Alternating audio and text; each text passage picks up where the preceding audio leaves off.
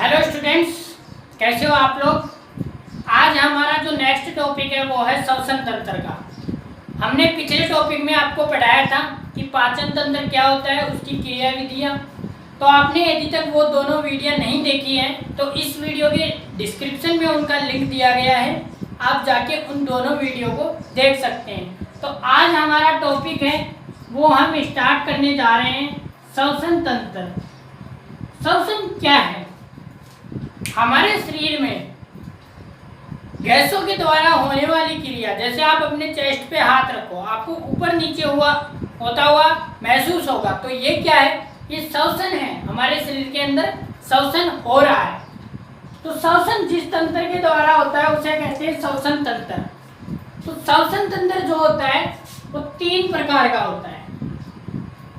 पहला होता है ऊपरी श्वसन तंत्र, फिर होता है निचला श्वसन तंत्र, फिर होता है श्वसन मांसपेशियां।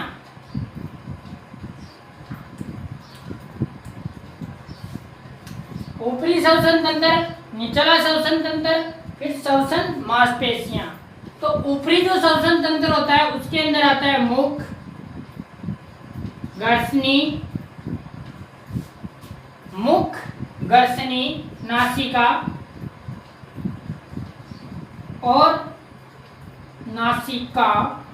और स्वरयंत्र। ये चारों जो अंग है श्वसन के वो ऊपरी श्वसन तंत्र में आते हैं, मुख, गर्सनी, नासिका और स्वरयंत्र। इसके बाद में जो निचला श्वसन तंत्र है इसके अंदर आ जाता है हमारा फेफड़ा,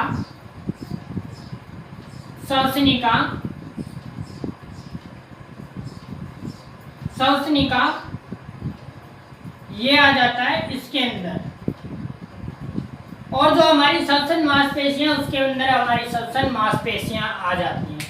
तो यहाँ पर हम पहला अध्ययन करेंगे हमारा मुख का, फिर नासिका, फिर गर्सनी, फिर स्वरयंत्र। तो इस तरह से हम अध्ययन करते हुए चलेंगे श्वसन का। तो हमारा सबसे पहले हम मुख को लेते हैं। सबसे पहले हम लेते हैं नासिका को। नासिका जो होता है वो श्वसन करने का प्राथमिक अंग है, प्राइमरी अंग है। ये प्राथमिक जो अंग है श्वसन करने का वो होता है नासिका। नासिका क्या होता है? नासिका एक प्रकार की 2 नलियां होती हैं जिनके अंदर बीच में एक उपास्थि पाई जाती है और उनके अंदर कुछ रोम पाए जाते हैं। जो रोम किसी भी धूल के कणों को अपने पास ही एकत्रित कर लेते हैं जिससे कि अंदर वायु, शुद्ध वायु हमारे शरीर के अंदर जाती रहती है। तो ये क्या होती है? हमारी नासिका होती है। नासिका के अंदर छोटे छोटे रोम होते हैं जो धूल के कणों या कोई सूक्ष्म जीव इनको अंदर जाने से रोकता है, जिससे हमारे शरीर के अंदर शुद्ध वायु अंदर चली जाती है। अब बात करते हैं मुख की। मुख क्या होता है? मुख हमारे शरीर का सेकेंडरी, द्वितीय अंग है। हमारे शरीर का द्वितीय अंग है।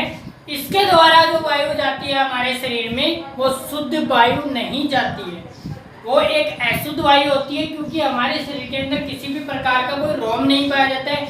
इसके लिए हमारी वायु जो होती है वो फिल्टर नहीं हो पाती और जो एक प्रकार से अशुद्ध वायु जाती है। और ये इसीलिए ही हमारे जो मुख हैं वो द्वितीय अंग माना गया है। तो जो नाक होती है, हमारी जो नोज होती है, वो हमारे शरीर का प्राथमिक, प्राइमरी अंग है। इसके बाद जो हमारा आता है वो आता है गर्सनी। गर्सनी मैंने आपको पाचन तंत्र में भी बताया था कि गर्सनी श्वास, श्वसन और पाचन दोनों का एक उभयनिष्ठ अंग है। इसके द्वारा ही हमारे शरीर में पाचन संभव होता है और इसी के द्वारा ही श्वसन होता है।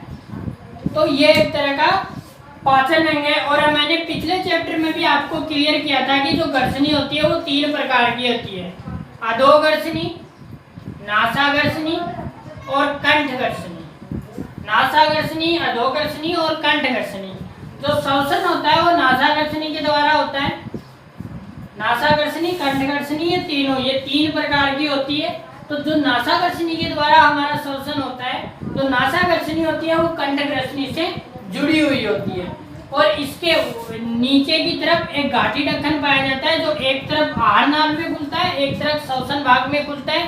तो वो जो घाटी ढक्कन होता है वो श्वसन होने पे पाचन तंत्र वाली जो नली होती है उसके ऊपर चिपक जाता है, जिससे साधारण वायु अंदर चली जाती रहती है और हमारा श्वसन पूर्णतः कंप्लीट होता रहता है। इसके बाद जो हमारी अगला टॉपिक आता है वो आता है श्वसन यंत्र का। श्वसन यंत्र क्या है? श्वसन एक तरह की वायु पेटिका है जिसके अंदर से हमारे शरीर के अंदर श्वसन उत्पन्न होता है और इसके अंदर ये 9 पेशियों से मिलकर बना हुआ होता है। जो हमारा श्वसन यंत्र है वो 9 पेशियों से मिलकर बना हुआ होता है, 9 उपास्थ्यों से मिलकर बना हुआ होता है और ये श्वसन रज्जु भी है, इसको श्वसन रज्जु भी कहते हैं।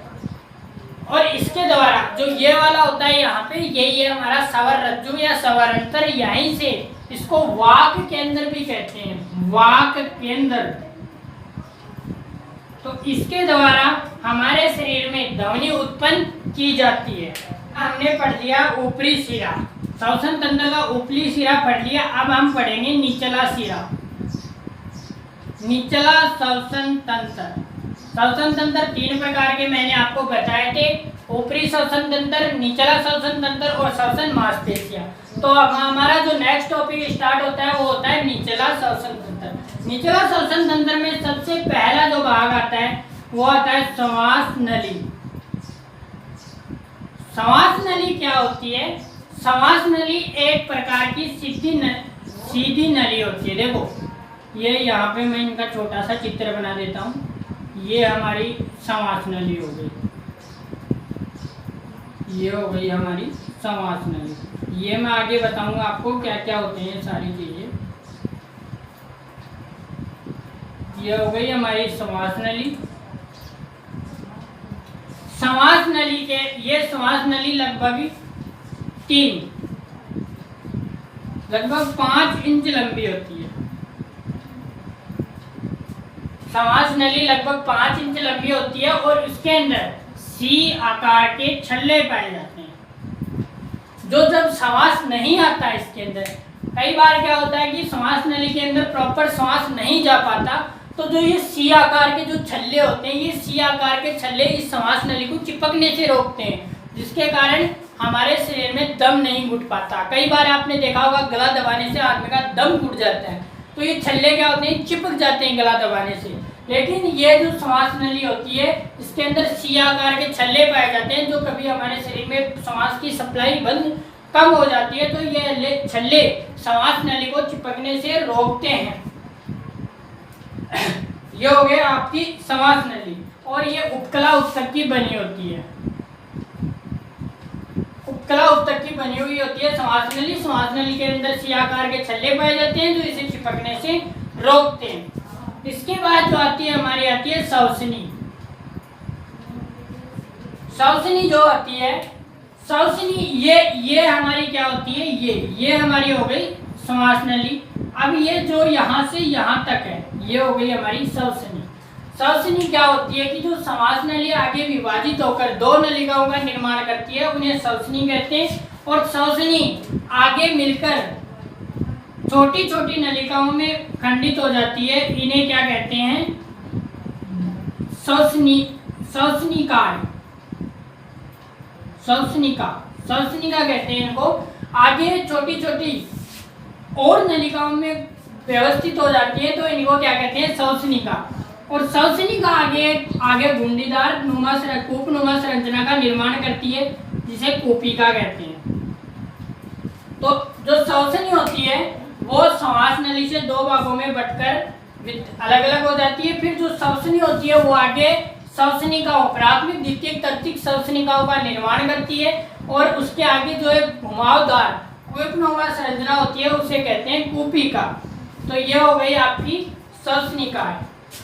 इसके ऊपर आपका यहाँ पे पाया जाता है जो आपका श्वसन यंत्र होता है, कंठ होता है, वो पाया जाता है यहाँ पर। अब हमारा आता है फेफड़ा, लंग्स, LUNGS, लंग्स। तो जो हमारा फेफड़ा होता है वो हल्के गुलाबी रंग का होता है। जो फेफड़ा होता है हमारा वो हल्के गुलाबी रंग का होता है। और हमारे शरीर में दो फेफड़े पाए जाते हैं, बायां व दायां फेफड़ा। तो बायां व दायां फेफड़ा, तो जो दाहिना फेफड़ा होता है वो थोड़ा बड़ा होता है और जो बायां फेफड़ा होता है वो थोड़ा छोटा होता है। थोड़ा बड़ा होता है दायां फेफड़ा और थोड़ा सा छोटा होता है बायां फेफड़ा। और पुरुषों की अपेक्षा स्त्रियों में फेफड़े थोड़े बड़े होते हैं। पुरुषों की अपेक्षा स्त्रियों में फेफड़े थोड़े बड़े होते हैं। और जो बायां फेफड़ा है वो 2 खंडों में बटा हुआ होता है और दायां फेफड़ा होता है वो 3 खंडों में बटा हुआ रहता है। और ये फेफड़े होते हैं, फेफड़े हमारे शरीर में ऑक्सीजन की सप्लाई पंपिंग करने का कार्य करते हैं। इसमें 30 मिलियन कूपिकाएं पाई जाती हैं। जो फेफड़े होते हैं, जो ये कूपिकाएं होती है आगे अनेकों लाखों में बढ़ जाती हैं, फिर आगे 30 मिलियन कूपिकाओं का निर्माण कर देती हैं। तो फेफड़े श्वसनिका का आगे निर्माण करती है और उन्हीं से वितरित होकर गोल उम्मनुमा संरचना बना देती है, जिसे फेफड़ा कहते हैं। फेफड़ा हल्के गुलाबी रंग के होते हैं, दायां फेफड़ा थोड़ा बड़ा होता है, बायां फेफड़ा थोड़ा छोटा होता है।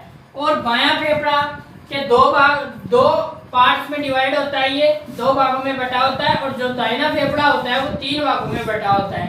और फेफड़ों के अंदर 30 मिलियन कूपिकाएं पाई जाती हैं। तो ये हमारा निचला श्वसन तंत्र पार्ट जो है वो कंप्लीट टॉपिक है, वो है श्वसन मांसपेशियां। श्वसन मांसपेशियां क्या होती है, जैसे ये हमारी श्वसन नलिकाएं हो गई, ये हमारा फेफड़ा हो गया। तो जो फेफड़ा होता है यहाँ पे एक अलग से संरचना पाई जाती है जिसको कहते हैं डायाफ्राम।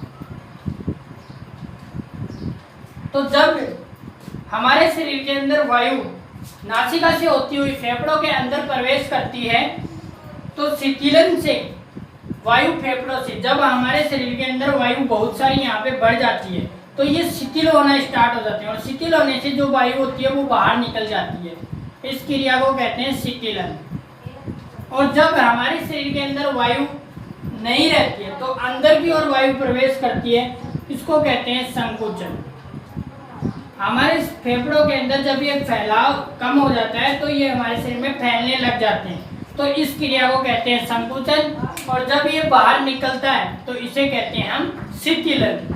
अब हमारा जो अगला टॉपिक आता है वो आता है श्वसन क्रिया विज्ञान। श्वसन का लास्ट टॉपिक आता है श्वसन क्रिया विज्ञान। श्वसन क्रिया विज्ञान। श्वसन क्रिया विज्ञान क्या है? श्वसन की जो क्रिया विधि होती है, श्वसन को अंदर लेना बाहर छोड़ना, तो श्वसन को हम श्वसन क्रिया विज्ञान में हम श्वसन को 2 प्रकार से ले सकते हैं, नीय श्वसन, अंतर श्वसन और नीय श्वसन। अंतर श्वसन और नीय श्वसन। अंतर श्वसन क्या है? जब श्वसन को हमारे शरीर के अंदर ग्रहण किया जाता है तो इसे कहते हैं अंतर श्वसन। और जब शरीर से बाहर की ओर श्वसन को छोड़ा जाता है तो इसे कहते हैं नीय श्वसन या बाह्य श्वसन। इसको हम बाह्य श्वसन भी कह सकते हैं और इसको हम आंतरिक श्वसन भी कह सकते हैं। तो इसकी परिभाषा एक तो यह हो गई कि अंदर की ओर श्वसन को लेना अंतर श्वसन कहलाता है और बाहर की ओर श्वसन को छोड़ना बाह्य श्वसन कहलाता है। अब अंतर श्वसन की एक और परिभाषा है कि गैसों के विनिमय से हवा से कूपिकाओं की कोशिकाओं के बीच जो कूपिकाएं होती है उनकी गैसों का दाब और रक्त के मध्य गैसों के आंशिक दाब को क्या कहते हैं? आंतरिक श्वसन या अंतर श्वसन।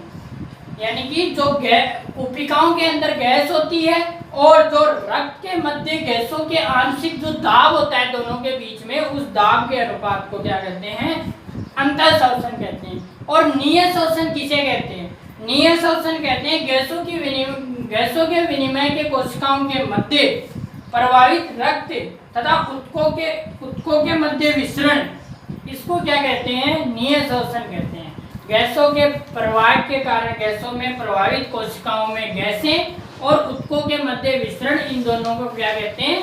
नीय श्वसन कहते हैं। या सीधी सी परिभाषा आप याद रख लेना कि श्वास को अंदर की ओर खींचना अंतः श्वसन कहलाता है और श्वास को बाहर की ओर छोड़ना नीह श्वसन कहलाता है। और हम जब श्वास लेते हैं तो कौन सी गैस अंदर लेते हैं? O2 गैस अंदर लेते हैं। और जब श्वास बाहर छोड़ते हैं तो कौन सी गैस छोड़ते हैं?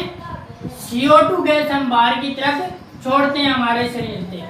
तो ये हमारा श्वसन का जो चैप्टर था वो कंप्लीट हो गया। आपको यदि इससे रिलेटेड कोई भी क्वेश्चन है तो आपके लिए कमेंट बॉक्स खाली है, उसमें जाके अपना क्वेश्चन डाल दीजिए, हम उसका रिप्लाई करेंगे। और अब हमारा जो अगला टॉपिक स्टार्ट होगा कल, रक्त एवं परिसंचरण तंत्र। इसके अंदर हम पढ़ेंगे कि रक्त का कौन कौन से ब्लड ग्रुप होते हैं, हृदय की क्या संरचना होती है, ब्लड किस प्रकार से हमारे रक्त वाहिनियों में प्रवेश करता है, कहाँ कहाँ जाता है, ये सारी प्रोसेस हम अगले चैप्टर में पढ़ेंगे, अगले लेक्चर में पढ़ेंगे। तो यदि आपको इससे रिलेटेड या पाचन तंत्र वाले टॉपिक से रिलेटेड कोई प्रॉब्लम हो तो नीचे कमेंट कीजिए। तो मिलते हैं हम अगले नेक्स्ट लेक्चर में। Thank you.